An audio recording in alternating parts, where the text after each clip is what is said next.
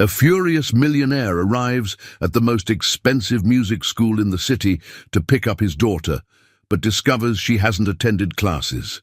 Desperate, he searches and finally finds her in the central square beside a barefoot street girl, playing an old violin with worn-out strings.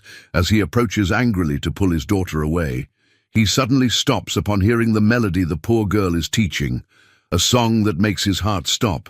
The black Mercedes skidded around the bend on Magnolia Lane, its tires protesting against the hot asphalt of that Friday. Edward Mendoza gripped the steering wheel so hard his knuckles turned white as marble. His heart pounded wildly, each beat echoing in his ears like war drums. Where was Sophia? Where was his little girl? The Grand Conservatory of Music stood majestically before him, with its Italian marble columns and perfectly manicured gardens. The scent of expensive instrument varnish floated through the air as piano scales mingled with violin chords emanating from the classrooms. It was a sanctuary for the musical elite, where each lesson cost more than many families' monthly income. Edward had personally chosen every teacher, every method, every detail of Sophia's musical education. His steps echoed down the main corridor like hammers. The secretary greeted him with her usual professional smile. But Edward didn't even see her. His mind was focused on one thing, finding his daughter and taking her home, where she would be safe under his protective control. "Professor August!" Edward barged into the violin room without knocking. The grey-haired man looked up, surprised by the sudden intrusion. "Mr. Mendoza, what a surprise. I thought you'd be picking Sophia up only at 5. Where is she?" Edward's voice came out rougher than he intended. "I need to take her now." The professor blinked, confused. "But Sophia didn't come today, sir. I thought maybe she was sick or—" The world seemed to tilt beneath Edward's feet. "What do you mean she didn't come? I dropped her off myself this morning. She said she'd come straight here after classes." "Mr. Mendoza, I checked the attendance list 3 times. Sophia Mendoza was not in class today." The professor showed an impeccably organized planner. "I tried to call to confirm, but..." Edward didn't wait for the explanation. He ran out into the corridors, his expensive Italian shoes striking furiously against the marble floor. His mind raced in 1,000 different directions. Sophia was an obedient girl. She would never miss classes without telling anyone. Something was wrong, terribly wrong. The afternoon sun blinded him momentarily when he exited the building. His hands trembled as he dialed the number for Sophia's regular school. The principal confirmed the girl had left normally at 3 in the afternoon, carrying her backpack and the case for the new violin he'd bought in Germany. "Sophia! Sophia!" Edward yelled through the adjacent streets, ignoring the curious stares of passers-by. His $1,000 suit was soaked with sweat, but he didn't care. Nothing else existed but the desperate need to find his daughter. Running down Central Avenue, Edward felt his chest burn with every breath. Why had Sophia disappeared? Had something terrible happened? Had he failed as a protective father? The questions hammered his mind as his eyes scanned every corner, every face in the crowd. It was then that he saw her. In the town square, near the old fountain, a small, familiar silhouette was sitting on the marble steps. Sophia, in her impeccable school uniform and blonde hair tied in a ponytail, held her violin in her hands. But she wasn't alone. Beside her, a barefoot girl in torn clothes and disheveled hair held an old violin with visibly worn strings. The two were talking animatedly, as if they were old friends. Edward felt an explosive mixture of relief and fury wash over him. How dared Sophia worry him like that? How dared she miss her expensive music lessons to hang out on the street with an unknown girl? He marched towards the two, preparing for the scolding he would give Sophia. But when he was a few feet away, something made him stop completely. The street girl began to play a melody on the old violin. Edward felt his heart stop beating for a few eternal seconds. That music, that impossible melody, how could she be playing precisely that song? Edward stood paralyzed in the middle of the square, as if his feet had grown roots in the cobblestone pavement. The melody flowing from the street girl's worn violin was impossible, absolutely impossible.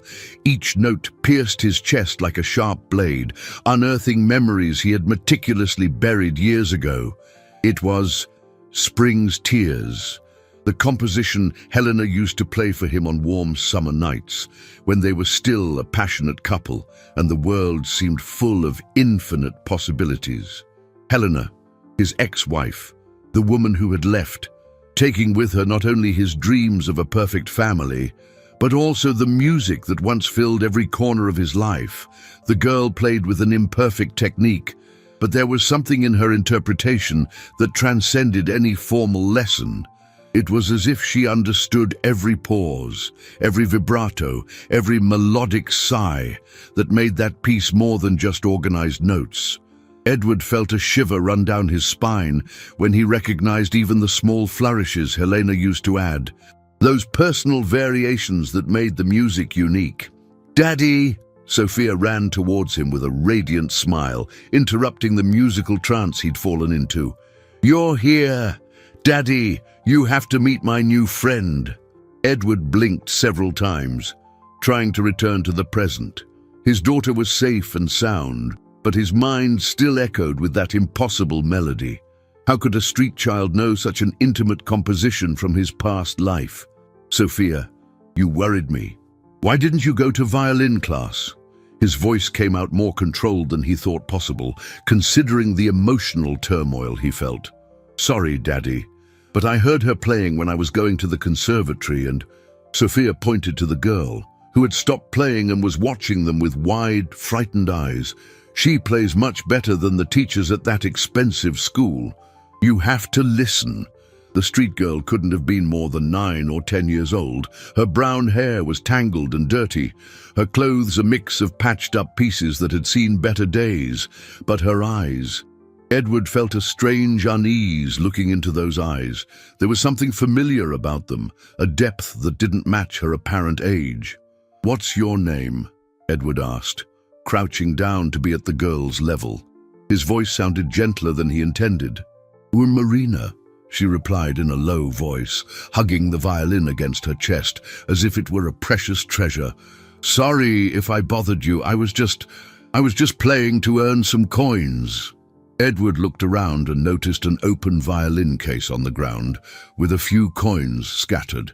The reality of the situation hit him hard. That child was playing on the street to survive, using an instrument that looked at least 50 years old, and strings that threatened to snap at any moment. "Where did you learn that music?" The question came out before he could think better of it. Marina lowered her eyes, as if she'd done something wrong. "My mom taught me. She said it was a special song that someone very important to her used to love very much." Edward's heart gave an irregular leap. "Your mother, where is she now?" "At home, resting. She gets sick often and can't work properly." Marina hesitated for a moment. "That's why I play here, to buy medicine and food." Sophia tugged on her father's suit sleeve. "Daddy, can you buy new strings for her violin? She earns money playing on the street, but the strings are so old they're almost snapping. And look," Sophia pointed to the instrument. "Her violin must be very old, but the sound is beautiful when she plays." Edward observed the violin in Marina's hands with increasing attention. The varnish was worn by time and use, but the wood had the characteristic golden color of good quality antique instruments. There was something about that violin that sparked a hazy memory in his mind, something he couldn't quite identify. "Marina, could you play that song again?" Edward asked, ignoring the inner voice that screamed for him to run from there before more painful memories came to the surface. The music ceased, but the echo continued to reverberate in Edward's chest like waves on a calm lake. He opened his eyes slowly, feeling vulnerable and exposed in a way he hadn't experienced in years. Marina lowered the violin and stared at him with curiosity, as if trying to decipher the complex expression that had taken over his face. That was beautiful," Sophia clapped enthusiastically. "Daddy, did you see how well she plays? It's much better than those boring exercises the teachers make me repeat." Edward swallowed hard. His daughter was right in a disturbing way. Marina played with a soul he rarely saw in the technical and rigid lessons at the conservatory. There was genuine emotion in every note, a visceral connection to the music that transcended any formal teaching methodology. "Marina," Edward said, trying to keep his voice steady, "how long have you been playing violin?" "Ever since I can remember," she replied, affectionately running her fingers over the worn strings. "My mum started teaching me when I was very little. She said music was the most important thing she could give me." A pang of guilt shot through Edward's chest. He had given Sophia the best violin money could buy, the best lessons, the best teachers, but he had never sat down with her to simply share the love of music. Everything was about technique, discipline, perfection. When was the last time he truly listened to Sophia play for pleasure, not out of obligation? "And your mother? Does she still play?" The question slipped out before he could stop himself. Marina's face saddened. "She wanted to, but she sold her violin 2 years ago to pay the rent when she got very sick. She said I could use hers to keep learning and—" Marina hesitated, biting her lower lip. "And to play on the street when we needed money." Sophia looked at her father with those huge blue eyes she'd inherited from him. "Daddy, we can help, can't we? You always say we have more money than we need." Edward felt a lump in his throat.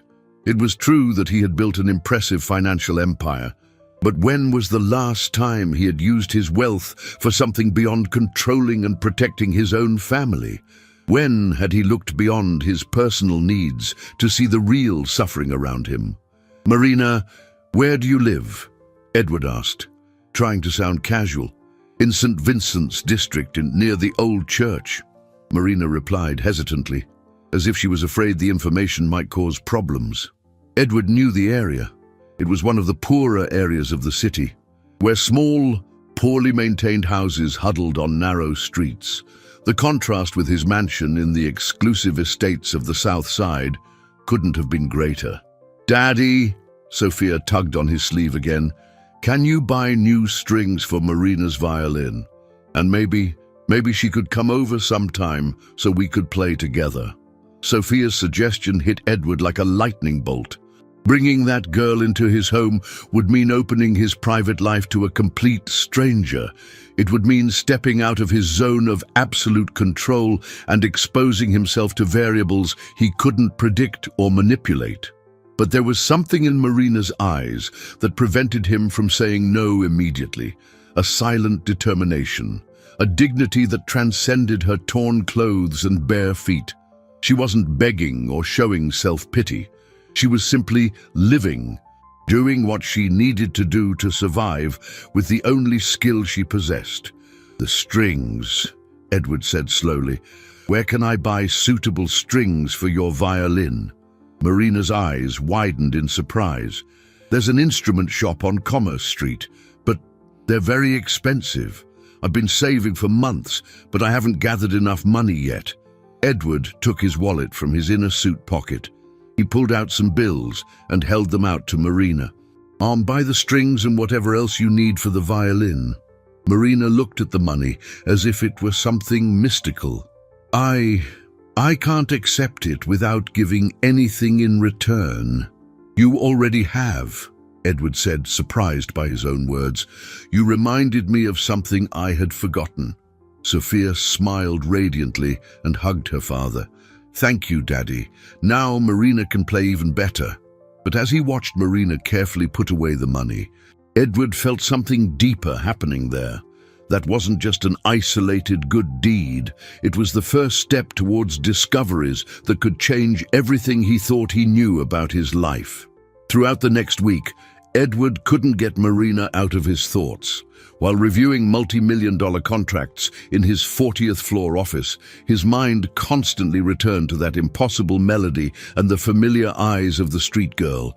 There was something there he needed to understand, a puzzle piece that refused to fit into his ordered understanding of the world. On Thursday, He made a decision that surprised him. He discreetly hired a private investigator. "I need information about a family living in St. Vincent's district," Edward told the middle-aged man sitting at his desk. "A woman who teaches music and her daughter, a girl named Marina." The investigator, Mr. Carter, was known for his discretion and efficiency. "Any specific information you'd like me to prioritize?" Edward hesitated. How to explain he was investigating a child because she played a song his ex-wife used to play? Just general information, financial situation, family history, that sort of thing. 3 days later, the report was in his hands. Edward read it alone in his office, with the curtains drawn and the door locked, as if he were dealing with top-secret documents. The woman's name was Eleanor Vasquez, a music teacher, graduated from the State Conservatory. She had worked in private schools until 3 years ago, when health problems began to affect her ability to keep a steady job. She currently lived off sporadic lessons and temporary work whenever her condition allowed. Edward felt his stomach clench when he read the address: Almond Tree Lane, 247, apartment 3B. It was the same street where Helena had lived right after the divorce, before completely disappearing from his life. A coincidence? Edward didn't believe in coincidences. The report continued. Eleanor had a 9-year-old adopted daughter, Marina Vasquez, officially registered 6 years ago. The girl attended the neighborhood public school when she didn't need to miss class to help with family income by playing violin on the downtown streets. Adopted. The word flashed in his mind like a warning sign. Why would a woman in financial difficulty adopt a child? And why precisely then, 6 years ago, when Helena had disappeared from his life? On Friday, Edward made another impulsive decision. He told his secretary he was leaving early and drove to St. Vincent's district. He had no specific plan, just a growing need to understand what was happening. The contrast between his Mercedes and the narrow streets of the district was stark. Children played on cracked sidewalks, while women chatted in the doorways of small, colorful houses. Edward felt like an intruder in that world that operated at a completely different pace than his own. He found Almond Tree Lane without difficulty. Number 247 was an old 3-story building with peeling paint and windows that had seen better days. Edward stood in front of the building for several minutes without the courage to go up. That's when he saw her. A woman descended the stairs slowly, holding the railing as if she needed support. She was too thin, pale, with brown hair tied in a simple bun. She wore modest but clean clothes and carried a small sheet music bag. Edward felt the world spin around him. Even with a thinner face, even with the marks of time and hardship, he recognized her immediately. It was Helena, his ex-wife, the woman he had desperately searched for in the first years after their divorce, was there, just a few yards away, living in poverty while he built his financial empire. Helena walked down the street without noticing his presence, heading for the bus stop. Edward followed her from a distance, his heart pounding wildly. She moved carefully, like someone carrying constant physical pain, but maintained the upright posture he remembered so well. When the bus arrived and Helena boarded, Edward stood on the sidewalk, feeling as if he'd been punched in the gut. All his suspicions were confirmed at once, but now he had even more questions than answers.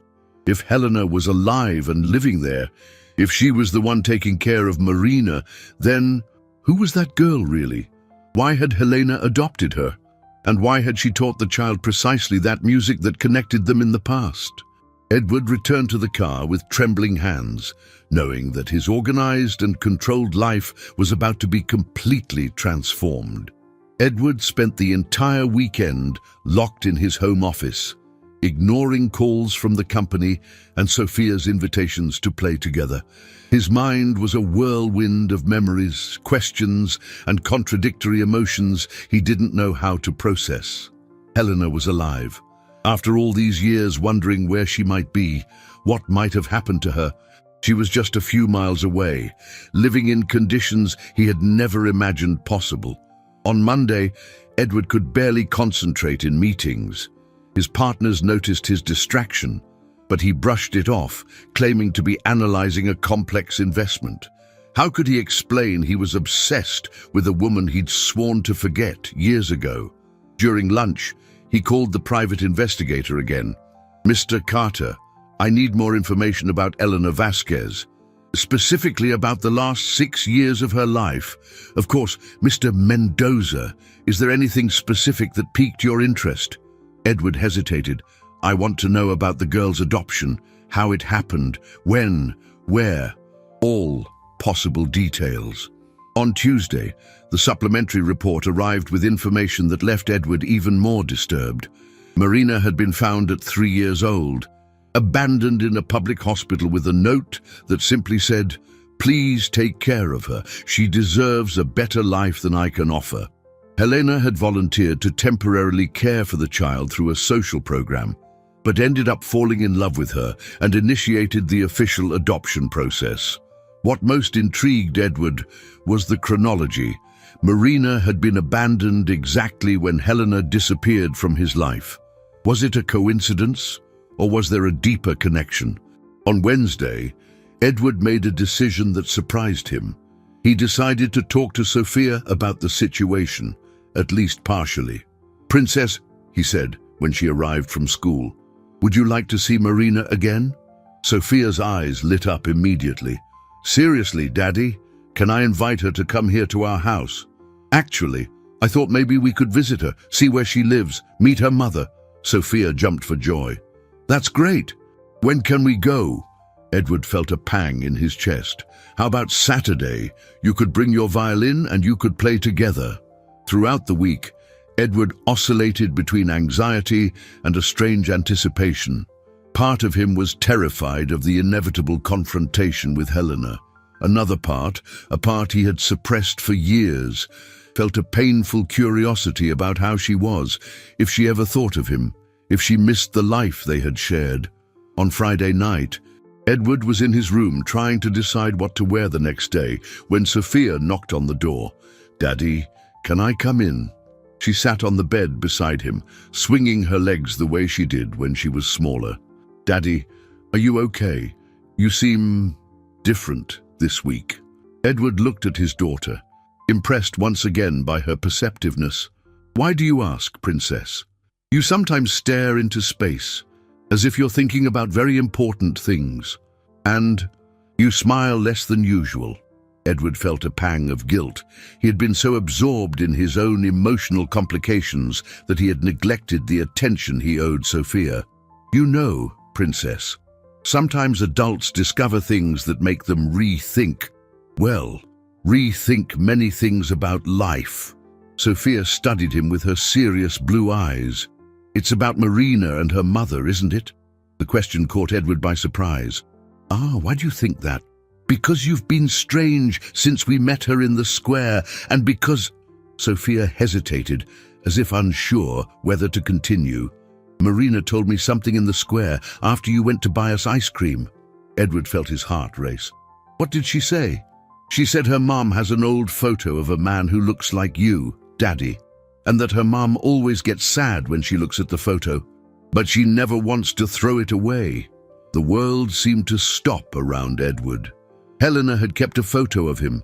After all these years, after everything that had happened between them, she still held on to some memory of their relationship. "Daddy," Sophia continued, "Marina is very sad sometimes. She pretends she isn't, but I can tell. She worries a lot about her mom." Edward hugged Sophia, feeling a complex mix of pride for his daughter's emotional sensitivity and terror at the complexity of the situation they were getting involved in. Saturday would arrive in a few hours, and with it, answers to questions Edward wasn't sure he was prepared to hear. Saturday dawned cloudy, as if the sky reflected the emotional storm raging in Edward's heart. He had spent the night awake, mentally rehearsing what he would say when he saw Helena face to face for the first time in 6 years. Every scenario he imagined ended differently, from explosive arguments to impossible reconciliations.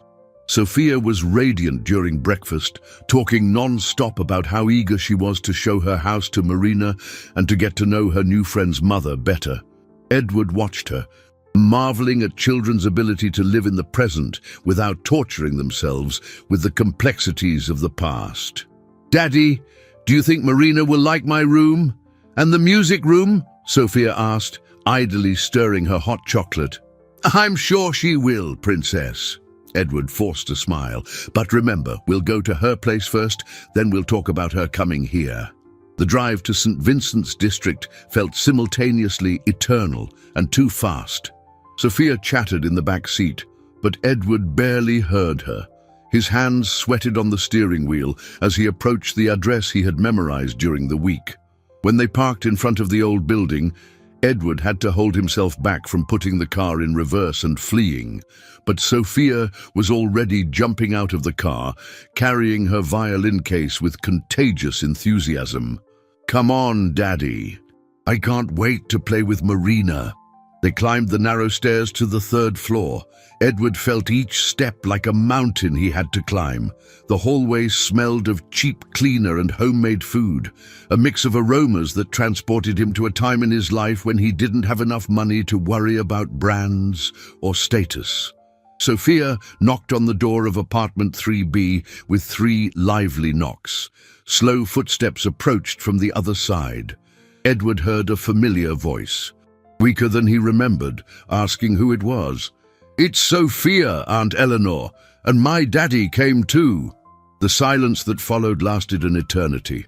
Edward could imagine Helena on the other side of the door, processing what she had just heard, trying to decide whether or not to open it. The door opened slowly. Helena was even thinner than Edward had seen on the street during the week. Her face was pale, but her eyes were still the same ones he had loved so many years ago. For a moment, neither of them could speak. "Edward," she said finally, her voice a whisper full of contradictory emotions. "Hello, Helena." Marina appeared running behind Helena, her face lighting up when she saw Sophia. "Sophia, you came, and you brought your violin." "I did. Can we play together?" Sophia replied, seemingly oblivious to the palpable tension between the adults. Helena stepped back, making space for them to enter. "Please, come in. Excuse the... Well, I wasn't expecting visitors." The apartment was small but carefully tidied, simple but clean furniture, a few plants on the window trying to capture the little sun that managed to get through the nearby buildings. On the wall, Edward noticed several photos of Marina at different ages, and there, in a discreet corner, a small frame he recognized instantly. It was a photo of them together, taken one spring afternoon years ago, when they still believed that love would be enough to overcome any obstacle. "Can I offer you coffee? Water?" Helena asked, her hands trembling slightly. "Coffee would be good," Edward replied, though he wasn't sure he could swallow anything. As Helena headed for the small kitchen, Sophia and Marina were already opening their violin cases, chattering about the songs they could play together. Edward stood in the living room, observing every detail, trying to understand how the woman he had loved so much had reached that point. There were music books stacked on an improvised table, handwritten scores scattered around, clear signs that Helena still taught, still struggled to keep her passion for music alive despite the circumstances. "Edward," Helena called from the kitchen, Could you come here for a moment?"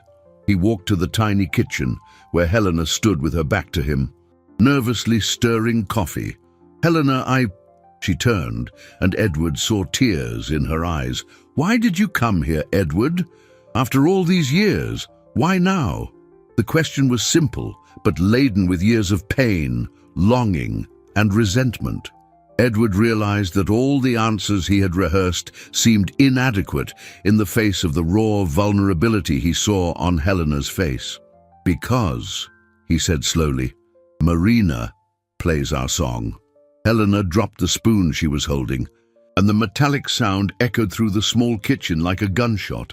Her eyes widened, and she leaned on the sink as if her legs had lost their strength. You heard her play our song." Helena's voice came out broken, laden with a guilt Edward couldn't comprehend. "Helena, how is it possible? How does a child you adopted 6 years ago know a composition you created specifically for me? A song that was never played for anyone else?" Helena closed her eyes, and Edward saw an internal struggle unfolding on her face. When she opened them again, there was a painful determination in her gaze. "Edward, I need to tell you something. Something I should have told you a long time ago, but—" She hesitated, looking towards the living room where the girls were laughing as they tuned their violins. "You need to sit down." Edward felt a cold knot in his stomach. "Helena, what's going on? Sit down. Please."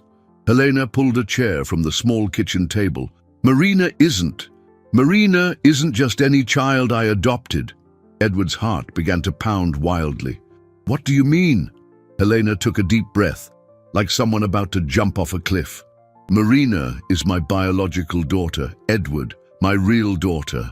The world seemed to stop around Edward. "Your daughter? But the report said she was abandoned, that you adopted her." "I lied to the social workers. I created a false story to protect her." Tears began to roll down Helena's face. "Marina was born 2 years after our divorce. Her father didn't want to take responsibility, and I was alone, trying to rebuild my life." Edward felt as if he'd been punched in the gut. "You had another daughter and never told me. Helena, we were—" "No!" Helena interrupted him, her voice rising. "Edward, you don't understand. Marina isn't another man's daughter." The sentence hung in the air between them like a bomb about to explode. Edward blinked several times, trying to process what Helena had just said. "What do you mean?" His voice came out as a whisper. Helena was openly weeping now. "Edward, Marina is our daughter. Your daughter. Our daughter who was born after we separated, but who was conceived before the divorce was finalized." The floor seemed to disappear beneath Edward's feet. He clutched the table, feeling dizzy. "That's impossible. If she were my daughter, you would have told me. I found out I was pregnant 3 months after you left home," Helena said, sobbing. "Remember that last night we spent together before the final fight about work, about how we were drifting apart? I discovered the pregnancy when the divorce papers were already being processed." Edward felt as if he was in a terrible dream. "Why didn't you tell me? Why did you hide this from me?" "Because you had made it very clear you wanted nothing more to do with me. Because when I tried to call you, your secretary said you had given orders not to accept my calls. Because you changed your address, your phone number, disappeared from my life as if I were a virus you needed to eliminate." Helena's words hit Edward like stabs. He remembered giving those instructions to his secretary, remembered moving to avoid any contact with Helena. At the time, he thought it was the only way to move on, not to succumb to the pain of the relationship that had ended. "Helena, I didn't know." "Of course you didn't know, because you didn't want to know." Helena turned, wiping her tears with the back of her hand. "I tried, Edward. I tried several times to find a way to tell you, but you had built such a high wall around yourself that it was impossible to reach you." Edward looked towards the living room, where Marina, his daughter, was laughing with Sophia. Everything started to make sense now. The familiar eyes, the way she held the violin, the natural connection he had felt with her from the very first moment. Why doesn't she know?" Edward asked, his voice hoarse with emotion. "Because I didn't want her to grow up feeling rejected by a father who didn't even know of her existence. I told her her father had died before she was born." Helena wiped her face with a dishcloth. "And because part of me was afraid that if you found out, you'd try to take her away from me." Edward remained silent for several minutes, listening to the sound of the 2 girls playing violin in the living room. His mind tried to reorder 6 years of life in light of this devastating revelation. "Edward," Helena said softly, "I know this is a lot to process at once, but now that you know, what do you plan to do?" Edward remained silent for long minutes, trying to absorb the magnitude of the revelation. His mind alternated between anger, guilt, sadness, and an overwhelming confusion that threatened to destroy all the certainties he had built about his life in recent years. 6 years, he murmured, more to himself than to Helena. 6 lost years. 6 years in which my daughter grew up without knowing who I was, in which she endured hardships I could have prevented. Helena flinched slightly. "Edward, you took away my right to be her father from birth." Edward's voice rose, laden with a pain he could no longer contain. "You decided alone that I didn't deserve to know I had another daughter." "Lower your voice, please," Helena pleaded, looking nervously towards the living room. "The girls!" Edward ran his hands through his hair, trying to control himself. From the other room came the sounds of Spring's Tears being played as a duet, the 2 girls laughing when one missed a note and starting again together.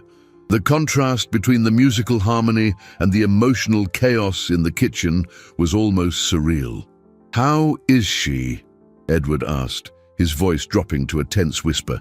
"Medically, I mean, you look sick." Helena lowered her eyes. "I have an autoimmune condition that developed 3 years ago. Nothing fatal, but it leaves me weak, prevents me from working regularly. That's why Marina plays on the street.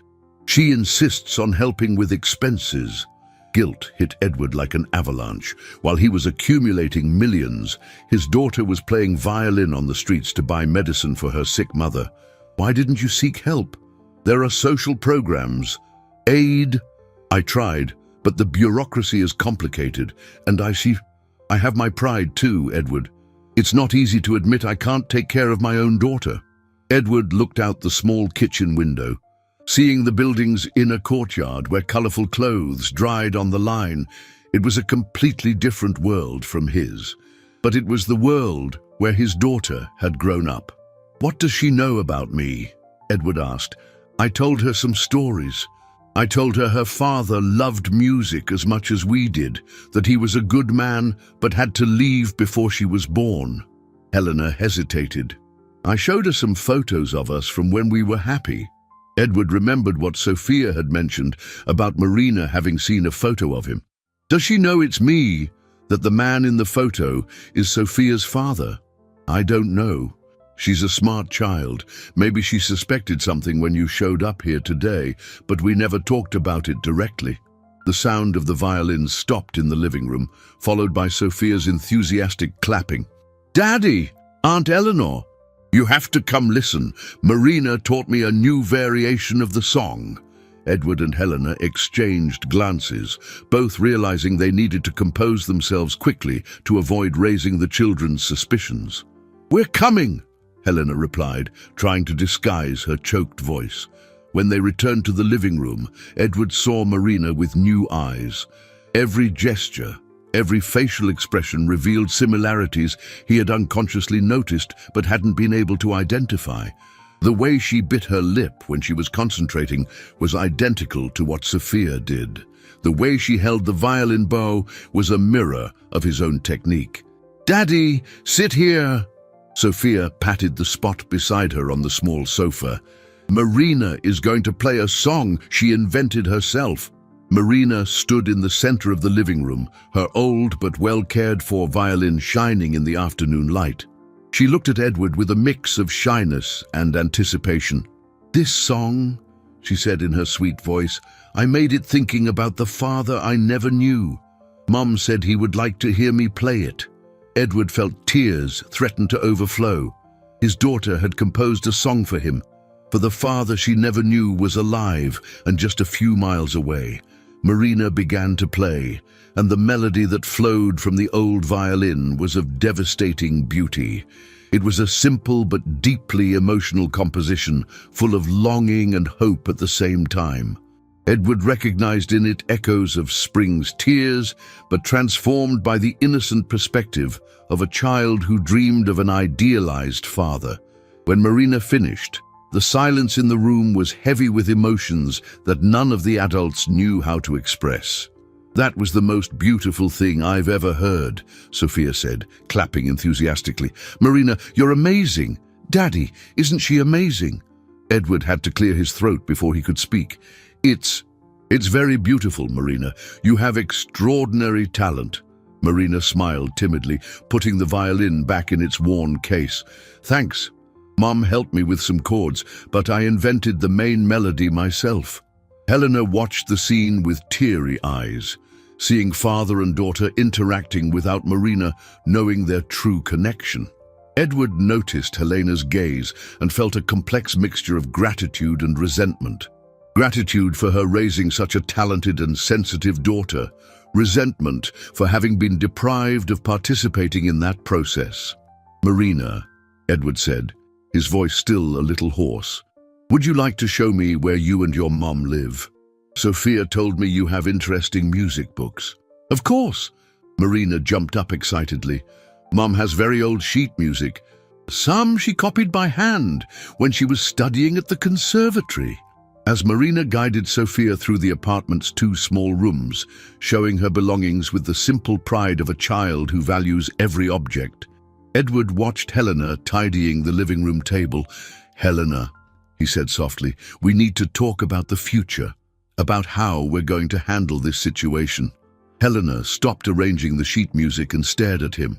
"What do you mean? Marina is my daughter. I have responsibilities towards her, rights too. I can't just pretend I don't know and walk away." "Edward, please, think carefully before making any rash decisions. Marina has a structured life here. She's known me as her mother for 6 years." "A structured life?" Edward interrupted her, trying to keep his voice low. "Helena, she plays violin on the street to buy food. That's not a structured life. It's survival."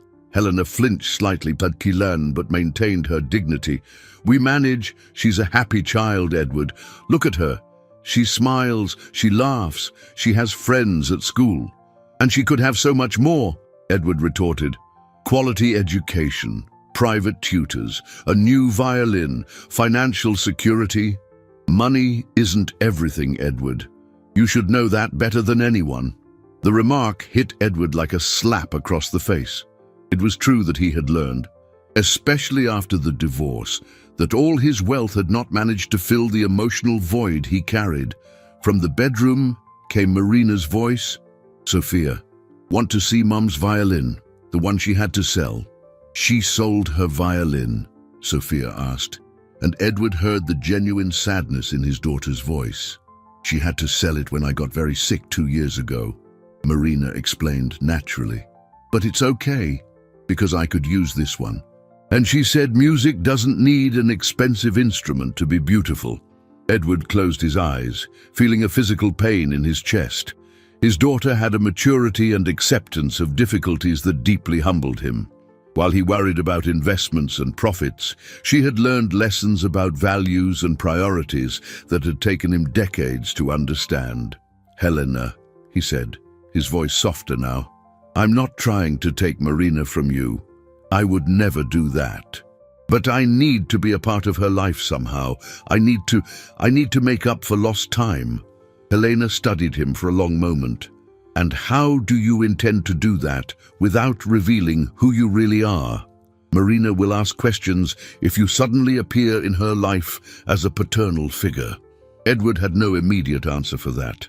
How to explain to a 9-year-old child that the father she thought was dead was alive and had spent the last years living a luxurious life just a few miles away? Maybe we can start slow," he suggested. "As a family friend. Sophia has already formed a bond with Marina. That would be natural. And then we'll see.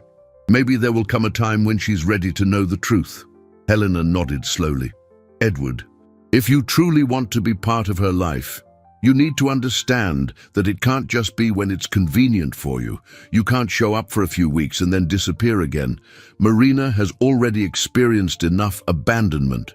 "I understand," Edward said, though he wasn't sure if he truly understood the full extent of the commitment he was making. Sophia and Marina returned to the living room, carrying an old photo album. "Aunt Eleanor, can I show Daddy the photos of when Marina was a baby?" Sophia asked. Edward felt his heart race. Seeing photos of baby Marina would mean seeing records of moments in his daughter's life from which he had been completely excluded. "Of course," Helena replied, though Edward noticed the hesitation in her voice. Marina opened the album on the coffee table, and Edward approached. The first photo showed a small baby in Helena's arms, both in a simple hospital room. Edward recognized Helena immediately, though she looked younger and more fragile than he remembered. "This is when I was born," Marina explained proudly. "Mom said I was a very quiet baby, who hardly ever cried." Edward looked at the photo, seeing his newborn daughter for the first time 6 years after her birth. An overwhelming emotion overcame him, a mix of instant love and irreparable loss that left him speechless. Over the next 2 weeks, Edward found himself in a completely new routine. For the first time in years, he cancelled business meetings to spend Saturday afternoons at Helena and Marina's small apartment. Officially, he was helping Sophia develop a healthy friendship. In reality, every moment there was a precious opportunity to get to know the daughter whose first 6 years of life he had missed.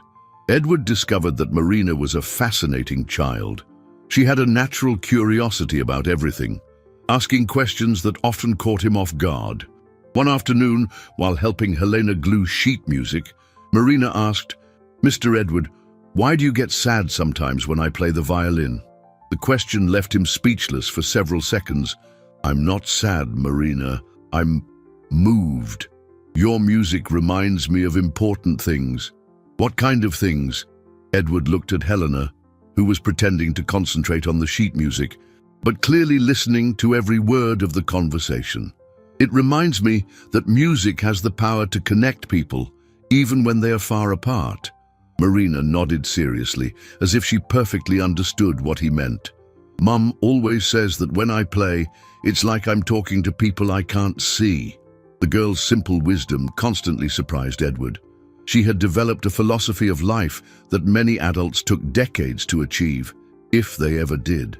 During the 3rd week, Edward made a decision that would change everything.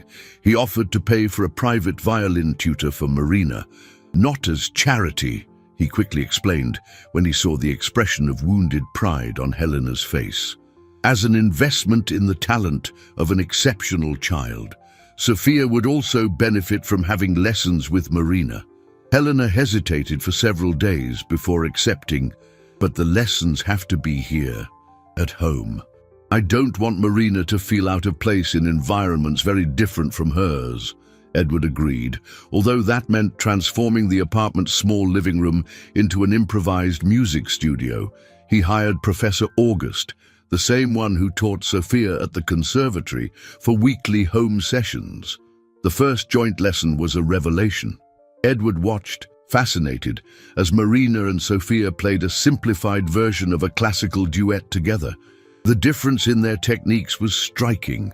Sophia had technical precision and formal discipline, but Marina had something that couldn't be taught, a deep emotional connection to every note. "Marina has an impressive natural gift," Professor August commented to Edward after the lesson. "In 6 months, with proper training, she could be playing pieces that took Sophia years to master." Edward felt a paternal pride he didn't know could exist. His daughter was not only talented, she was exceptionally talented.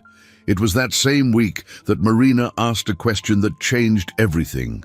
They were organizing the sheet music after a lesson when Marina casually said, "Mr. Edward, you remind me of someone." Edward felt his heart race. "I do?" "Yes, you hold the bow the same way I do. And when you smile—" Marina hesitated, as if trying to organize her thoughts. You smile just like the man in the photo Mom keeps. The silence in the room was absolute. Helena dropped the sheet music she was holding. Sophia stopped tidying her violin, and Edward felt as if the air had been sucked from his lungs. "What photo, dear?" Helena asked, her voice trembling slightly. "The photo of my dad, the one you keep in your bedroom drawer but think I haven't seen." Marina looked innocently from Edward to Helena. "Mom, why did you never tell me you knew Sophia's daddy?" Edward saw Helena turn drastically pale. Marina's seemingly simple question had exposed a truth they had carefully tried to hide. "Marina, dear," Helena began, but her voice failed. Sophia, who had been following the conversation with growing surprise, suddenly exclaimed, "Marina, you think my daddy looks like your daddy in the photo?" Marina nodded, still not understanding why the adults seemed so disturbed. "Very similar, in fact." She tilted her head, studying Edward carefully. "Sometimes I think they're the same person." Edward felt he had reached a point of no return. Marina's natural innocence had discovered in a few weeks what they thought they could hide indefinitely. He looked at Helena, seeing in her eyes the same panic he felt. It was time to decide: continue lying to a child who was clearly too smart to be deceived, or find a way to reveal a truth that would change everyone's lives forever. Edward spent the entire night walking the corridors of his mansion, unable to sleep. Marina's words echoed in his mind. "Sometimes I think they're the same person." The innocence with which she had said it made everything more devastating. His daughter was starting to unravel a mystery on her own that the adults around her had created to protect her. The next morning, Edward called Helena. "We need to talk, without the children." Helena reluctantly agreed to meet him at a small cafe near her home. When Edward arrived, she was already there, nervously stirring a cup of coffee she seemed not to have touched. "Helena, we can't put off this conversation any longer," Edward said, sitting opposite her. "Marina is making connections. She's too smart a child for us to keep lying to her." "I know." Helena sighed deeply. "I stayed awake all night thinking about it. But Edward, how do we explain to a 9-year-old child that the father she thought was dead has been alive for 6 years and didn't know she existed?" "By telling the truth, carefully, with love, but the truth." Helena looked up to meet his eyes. "And then, Marina will want to know why you never looked for her, why you let us live in hardship while you had the resources to help. How do we explain that?" Edward felt the weight of familial guilt on his shoulders. "We explain that it was a terrible misunderstanding, that I didn't know she existed, but now that I do, I want to be a part of her life. What if she doesn't want to? And what if she gets angry because we lied all these years? It's a risk we'll have to take." Edward reached his hand across the table, lightly touching Helena's. "But continuing to lie is worse. Marina deserves to know who her father is." Helena remained silent for several minutes, watching the movement of people on the street through the cafe window. "There's one more thing you need to know before we decide to tell her the truth," Helena finally said. Edward felt a cold knot in his stomach. "What? My health condition? It's getting worse. The doctors think I need more aggressive treatment, which might leave me debilitated for a few months. If something happened to me, Marina would be alone." The revelation hit Edward like a lightning bolt. "Helena, why didn't you tell me this before?" "Because I didn't want you to feel obligated to care for Marina out of pity or guilt. I wanted it to be a genuine choice." Edward fell silent, processing the information. If Helena became incapacitated, Marina would need constant care, and there was no one else in their lives who could take on that responsibility. "When do you need to start treatment?" "Next week." Edward ran his hands through his hair, feeling the immense weight of the situation. "Helena, regardless of the treatment, Marina needs to know the truth. She has the right to know her father before anything happens." Helena nodded slowly. "You're right. But Edward, promise me one thing." "What?" "If we're going to tell her the truth, it has to be forever." It can't just be until I recover and you decide your life was simpler without these complications. Marina has already experienced enough abandonment.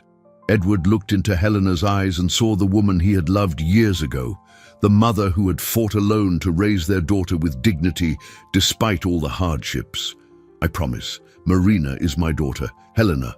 I will never abandon her again. They decided to tell the truth the following Saturday, when both girls would be together at the apartment. Edward spent the next few days mentally rehearsing how he would explain the situation, but every phrase he formulated seemed inadequate for the magnitude of the revelation. Saturday arrived sunny, as if the universe ironically decided to create a cheerful backdrop for one of the most difficult conversations of Edward's life. When he arrived at the apartment, Marina ran to open the door as she always did.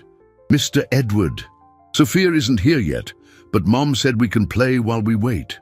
Edward smiled, seeing his daughter so animated and innocent, without imagining that her life was about to change completely.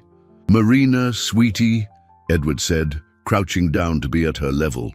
"Before we play, your mother and I need to talk to you about something very important." Marina tilted her head, curious. "About what?" Edward looked at Helena, who nodded encouragingly. "About who I really am." Marina looked from Edward to Helena, her large eyes showing more curiosity than concern. "About who you really are. Aren't you Edward, Sophia's daddy?" Edward felt as if he was on the edge of a cliff, about to jump without knowing if there was a safety net below. Helena approached and sat on the sofa, motioning for Marina to sit beside her. "Marina, sweetie," Helena began, her voice trembling slightly. "I'd remember when you asked me about your father, and I told you he had passed away before you were born." Marina nodded, still not understanding where the conversation was heading. "Well, we didn't tell you the whole truth." Helena took Marina's small hands in hers. "Your father didn't die, Marina. He just didn't know you existed." Marina frowned, trying to process the information. "Didn't know I existed? What do you mean?" Edward slowly approached, feeling each heartbeat like a drum in his ears. "Marina, do you remember the photo your mother keeps? The photo of the man you said looks like me?" "Yes," Marina replied hesitantly, beginning to understand that something very important was happening. "That man in the photo is me, Marina. I am your father." The silence that followed was absolute. Marina looked from Edward to Helena, then back to Edward, as if trying to solve a complex puzzle. "You're my daddy." Her voice came out as a whisper. "Yes, sweetie, I am your daddy." Marina remained motionless for several seconds, processing the revelation. Then, to Edward's surprise, she neither cried nor screamed. Instead, she asked with the simple logic of a child, "But why did Mom say you had died?" Helena took a deep breath. "Because when I found out I was expecting you, your father and we weren't together anymore, and he had changed his address. His phone number disappeared from my life. I tried to find him to tell him about you, but I couldn't. And Edward added, his voice laden with remorse, "I was so angry and hurt by the end of our relationship that I told my secretary not to accept calls from your mother. I built walls around myself and ended up preventing her from telling me about you." Marina slowly absorbed the information. "So you two didn't abandon me on purpose?" "Never." "Sweetie," Edward said, kneeling before her, "if I had known you existed, I would have been by your side from day one." Marina remained quiet for several minutes, looking at her own hands. Edward and Helena waited in agonizing silence, unsure of the girl's reaction. Finally, Marina looked up at Edward. Can I call you Daddy?" Edward felt tears welling up in his eyes. "Of course you can, my daughter. Of course you can." Marina slowly stood up and walked to Edward. She hugged him hesitantly at first, then more tightly as he enveloped her in his arms.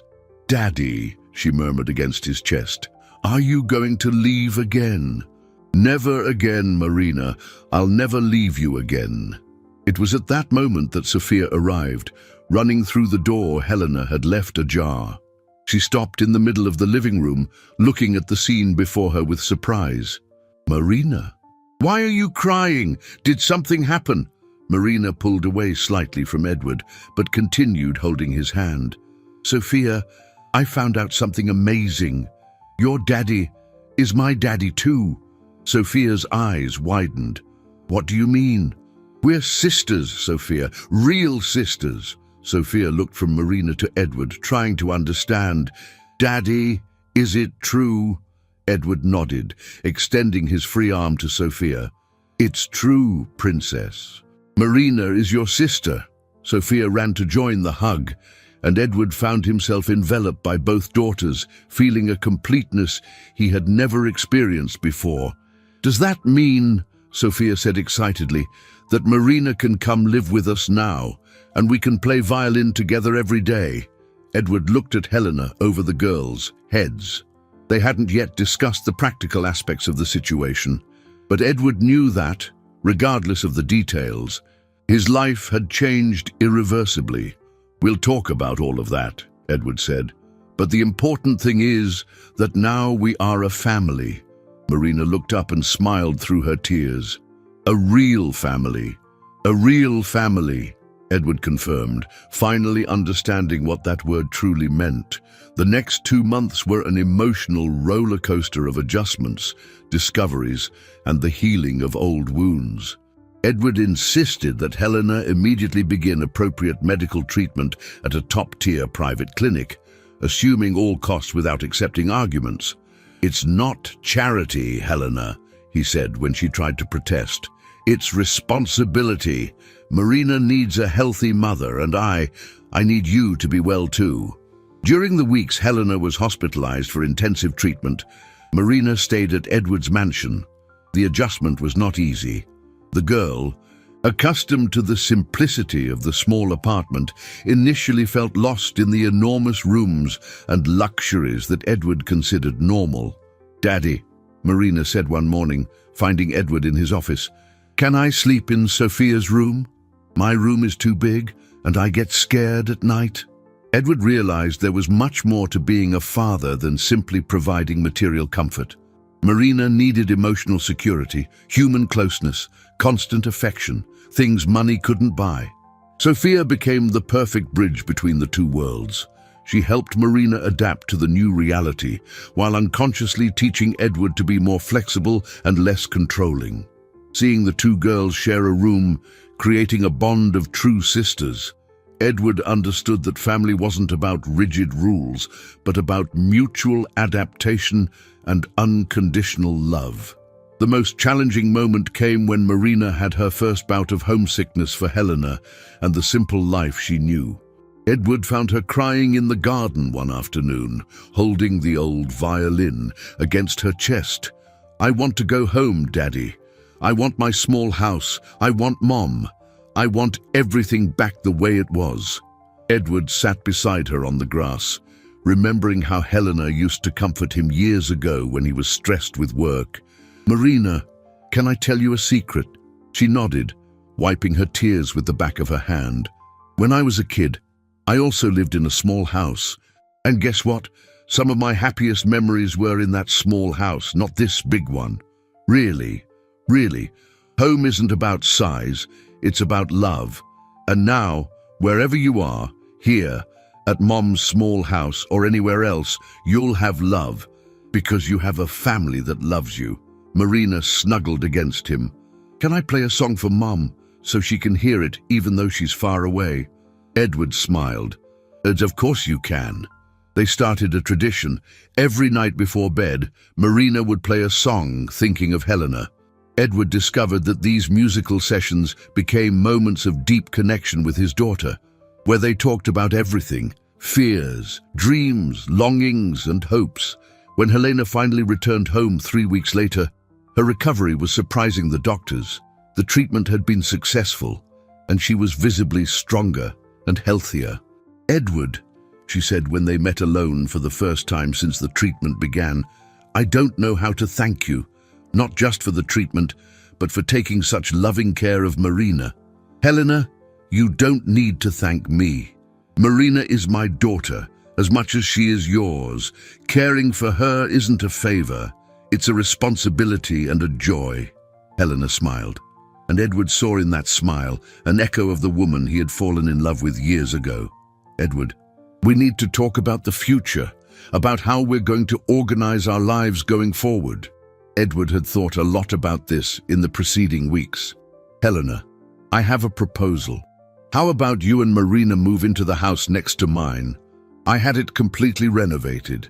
It's the ideal size for the two of you, but close enough for Marina and Sophia to spend time together daily." Helena studied him carefully. "Ooh, why not at your house?" "Because Marina needs a home that is hers and yours. She needs to maintain her identity, her connection with you as her primary mother. I want to be her father, but I don't want to replace or diminish what you've built together." Helena closed her eyes, and Edward saw tears streaming down her face. "Thank you," she whispered, "for understanding, for respecting our history." "Helena," Edward said softly, "we made many mistakes in the past. But Marina has given us a second chance to be a family, even if in a different way than we imagined. I won't waste this chance." That night, the two girls played violin together in the garden of Helena and Marina's new house. Edward and Helena watched them from a distance, two adults who had learned that love sometimes needs to be reinvented to include new possibilities for happiness. 6 months after that first encounter in the town square, Edward sat in the front row of the city auditorium, his heart beating with pride and emotion. On stage, illuminated by golden spotlights, Marina and Sophia played a duet they had composed themselves, a perfect fusion of spring's tears with original melodies that represented their individual journeys until they became sisters. The auditorium was packed for the Music for All charity performance, a community outreach project Edward had founded 3 months prior. The idea had emerged from a conversation with Marina about the other children she knew from the streets, talented kids who played makeshift instruments or sang for coins. "Daddy," Marina had said, "if I hadn't found you and Sophia in that square, I'd still be playing alone. And there are so many kids who play better than me and will never get the chance to show everyone." This simple observation had planted a seed in Edward's mind. In a matter of weeks, he had transformed an old warehouse downtown into a community music center, where children from all walks of life could learn music for free. Helena had become the pedagogical director, using her experience and passion for teaching to create a curriculum that combined classical technique with creative expression. The project grew rapidly. Edward's business associates contributed instruments and resources. Volunteer teachers offered to give lessons, and families from all over the city began enrolling their children.